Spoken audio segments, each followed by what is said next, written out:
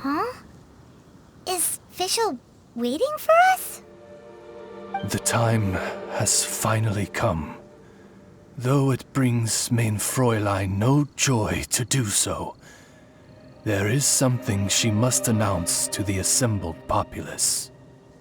My loyal servants, one must bid you adieu till such time as I beckon you once more. Though we have faced many trials and tribulations together, you have all shown commendable courage in the course of duty. I feel a breeze now blows upon this place, and I feel that it blows in your honor. What? You're just gonna bail on us? With the arrival of this giant meteorite, many more people have succumbed to the slumber. Strong as the soldiers may be, they are struggling to cope, and there is demand for volunteers everywhere we turn. Main Fräulein and I shall tend to the victims on the soldiers' behalf. The rest of this investigation we place in your capable hands. Goodbye. You are a good listener. I enjoy chatting with you. To be honest, most of the other adventurers in the guild only ever talk to me when they want to hear Oz's reconnaissance reports. This little journey we had, it was a great adventure. I'm just sorry that it has to end so abruptly. Huh? You're talking a little weirder than you normally do. Oh, yikes! What am I doing? I totally broke form! What main Fräulein means to say is that the mystical mysteries that vex and perplex are bound to be effortlessly extinguished by the advent of your commendable courage and wondrous wisdom. And now Oz's translation is the one that sounds all kooky. Main Fräulein simply wishes to say that she has every confidence that you will arrive at the truth of this matter. Most indeed. My dear attendants, I hereby charge the Ritter der Verurteilung with leading you out from the darkness, back into the realm of light. Who are you calling your attendant? We will meet again. Once this matter is concluded, I propose that we all get a drink together. Well, now we're 2 people short. But let's not get hung up about that. The good news is I found something else out. I shaved some dust off the meteorite and used it to do another reading. It was actually really effective. These rocks have been around for hundreds, maybe even thousands of years. Leonard must have lived a very long time ago. The meteorites carry his will and can pass it on to others. In other words, centuries on from Leonard's life, and the strength of his will is not diminished one bit. A guy from the distant past with a burning ambition to scale the highest mountain. I'd be willing to bet that he was an adventurer. Just like you. An adventurer? That does explain his obsession with mountain climbing. Our approach so far has been too passive, and time has been against us every step of the way. We need to change our strategy, and we need to attack this problem at its source. Paimon agrees. From now on, we need to put Leonard at the center of everything we do. Yes. Because if the meteorites carry Leonard's will with them, then it's precisely as Fischl said. The rocks are, in a sense, a curse. I'm a little incredulous, but it turns out her blind guess was actually spot on. No, I'm a respectable astrologist, and I shouldn't stoop to that kind of criticism. Anyway, all we need to do now is remove the curse. Okie dokie. Since we've got a historical adventurer on our hands, Paimon thinks we should pay a visit to the Adventurers Guild.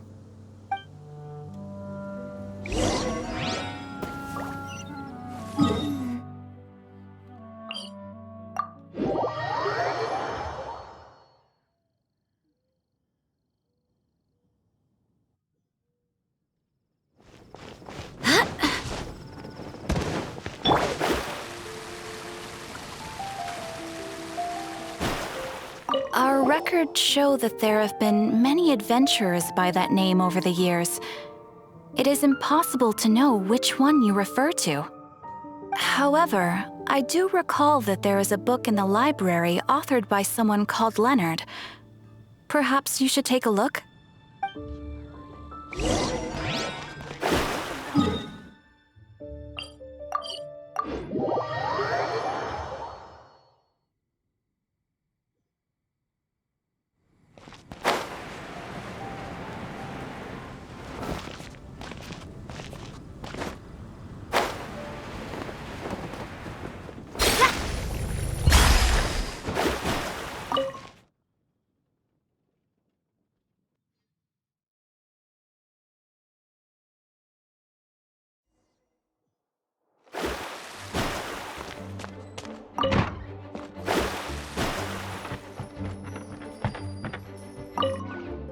Author Leonard. Where are you, Leonard? Aha! Gotcha! The index says that Leonard's book should be in the northwest corner on the top floor of the library. Northwest corner. Should be right over there.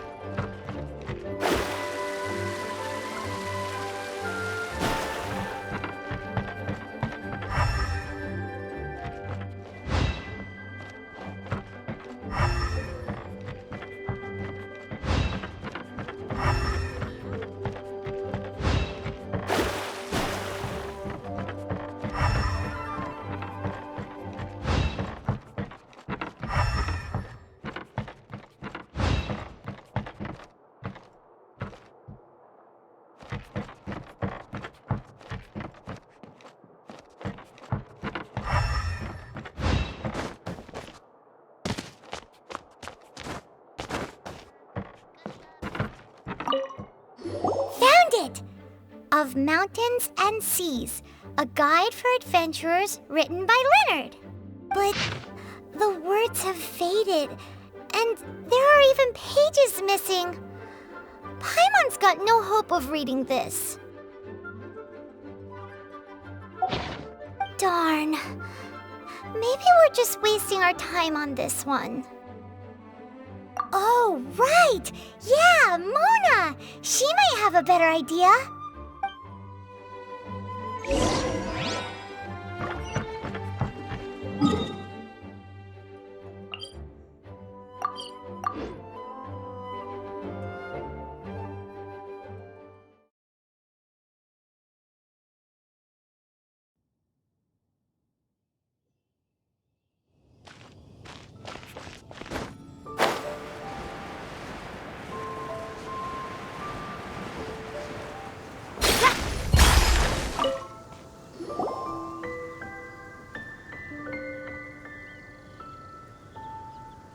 Look what we found!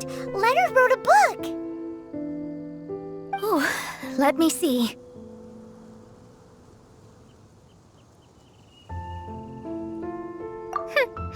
I could have predicted as much. Your average astrologist would definitely give up at this point. But I am Mona, progenitor of the future of astrology. Nothing can stand in my way. I simply need to deduce the missing portions with my astrolabe, write them in, and then decipher the text. Finished at last. So what does it say? Just as I thought. Leonard was an adventurer who lived 2,000 years ago. His lifelong dream was to reach the summit of a mountain called Pylos Peak. 2,000 years? So the constellation that caused the meteorites is from 2,000 years ago? Somehow, for some reason, this constellation was summoned down from the sky. I suspect that the Fatui have something to do with that part. Paimon thinks so too. Whenever something shady happens, you can bet the Fatui are involved. The meteorites harbor elemental energy, which radiates out and lulls people to sleep by some means akin to hypnosis. And if I'm guessing correctly, there should be some sort of core meteorite among the bunch, within which is a crystal that harbors Leonard's spirit. Well, if I were Leonard, I would want to make sure the core lands right on the snowy summit that I never made it to while I was alive. So the core should be at the top of Pylos Peak? Where is that? Paimon's never heard of it before. It's the first I'd heard of it too. So I compared the map from the book against the current topography of Mondstadt. Apparently, Pylos Peak no longer exists. Are you trying to say that the tallest mountain Paimon's never heard of just disappeared? I once read somewhere that the Animo Archon, Barbados, once used his divine power to mobilize the winds and blow the ice and snow from the face of the earth. The whole landscape of Mondstadt was changed in the process. The mountains of that age were replaced by the vast stretch of ocean we see today. Still, a mountain that high, drop it into the ocean and it'll still leave a trace. The summit still reaches just above the water's surface. So the place known as Pylos Peak in Leonard's day is today known as Musk Reef.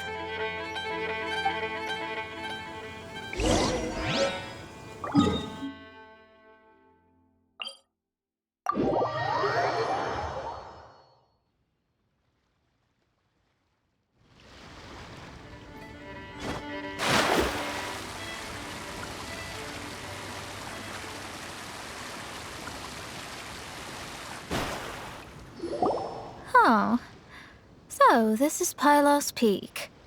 Not much to show for itself now, eh? Looks like someone beat us here. Is this like a popular tourist spot, or... Ah, it's you! Huh? You again. Look at the state he's in. Was he in that dream just now? He managed to extricate himself from the dream on his own strength? How is that possible? Just because you are powerless to do something does not mean that I am. You're too late anyway. I finished my research. We knew it! This was all a dirty trick by the Fatui! Save it! No more fun and games for me today. I'll come for you when I'm good and ready. You entered the dream they've all been having, didn't you? How much do you know about Leonard? Leonard? Who's Leonard? Whatever. I have bigger fish to fry. I've discovered something far more important and far more terrifying. What? The stars, the sky, it's all a gigantic hoax. A lie. The stars are a lie. What are you talking about? Is this some kind of astrological debate between you and Mona? Because if so, surely you can come up with a better argument than the stars are a lie. Seriously, who's gonna fall for that one when you can just lift your head up at night and see them up there twinkling away? Oh, you are so naive, it kills me. Still, can't really blame you. After all, I used to believe the same thing myself. Up until a few moments ago, that is. A few moments ago? You mean... Look, I really don't have the time to do this right now. What was the Jester thinking? He must have had some inkling of what we might discover on this mission. Would it really have been so difficult to give me a little forewarning? Or maybe he just wanted to give me a fright. Time for me to go out and find the truth. So long, suckers. Oh, can you believe that guy? He calls us suckers and then he just trots off. No one disrespects me. No one! Ugh. Time to show them what you get when you cross world-class genius with pure, unadulterated rage. You need to hurry up. Let me scribe. A touch of frost.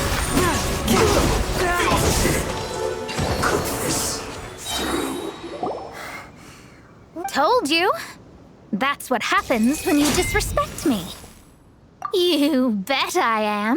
Paimon, you agree too, right? Did I show those Fatui who's boss or what? Sure did. Without you here, those guys would have caused us a whole lot more trouble. See? How do you like that, Harbinger? Scumbag. He seemed genuinely shaken, though. I don't think he was lying. I was always taught to talk about the false sky during astrological readings. Could there be more to such phrases than I have been led to believe? I digress. Come on, let's finish the job we came to do.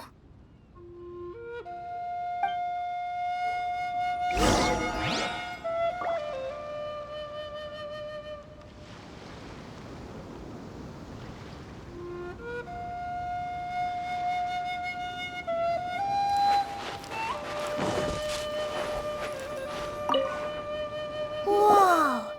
This must be the core! It looks totally different from all the other meteorites. It's way more shiny. This stone harbors an unbelievable amount of elemental energy and human desire. It's the core, all right? Yes. Otherwise, the victims will never wake up. This core is the root cause of everything that has happened. Do it!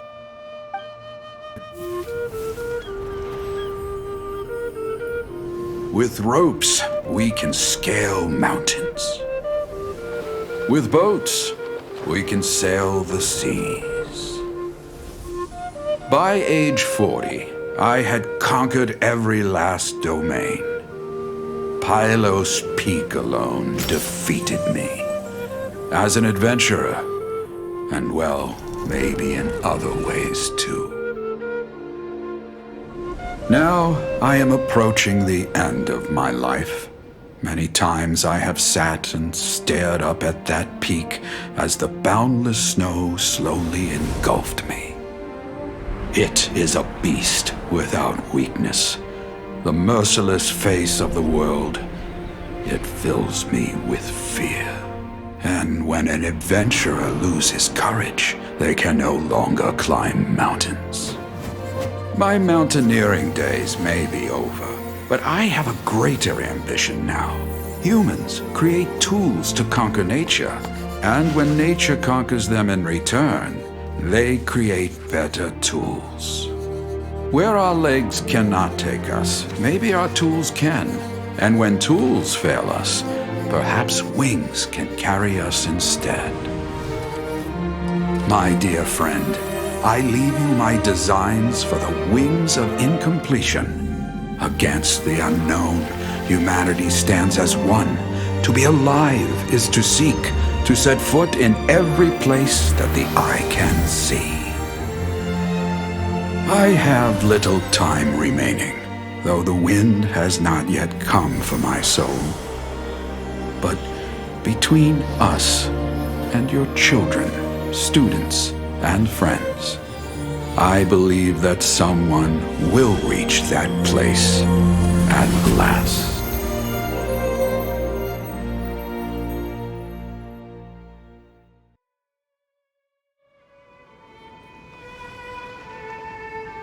Wow. Well, that was unexpected. Who would have thought that human will can survive in the skies for millennia on end? Astrology really is an incredible thing. What makes you say that?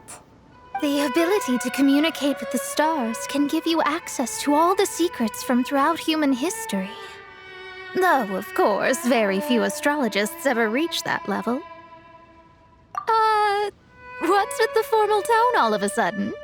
And speaking of formal tone, what is the deal with that girl, Fischl? She's a curious one. Paimon thinks so too. She's so... how to put this? Yeah. Although, if you think about it, seems she was right all along. Is she one of these people who uses the wrong method but still gets the right answer? You may well be right. Even so, Paimon thinks that the most surprising thing of all was how Pylos Peak turned into a teeny tiny little island. A mountain of yesteryear now sits as an island in the sea. Almost anyone from Mondstadt could reach it now, just by jumping in a boat. In other words, everyone can climb Pylos Peak now. Do you think Leonard would be happy about it? The situation with Pylos Peak might be a bit of a shock.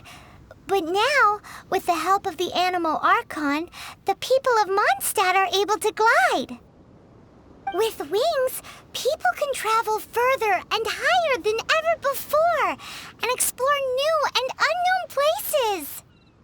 The victims should finally start waking up now that we've dealt with the core.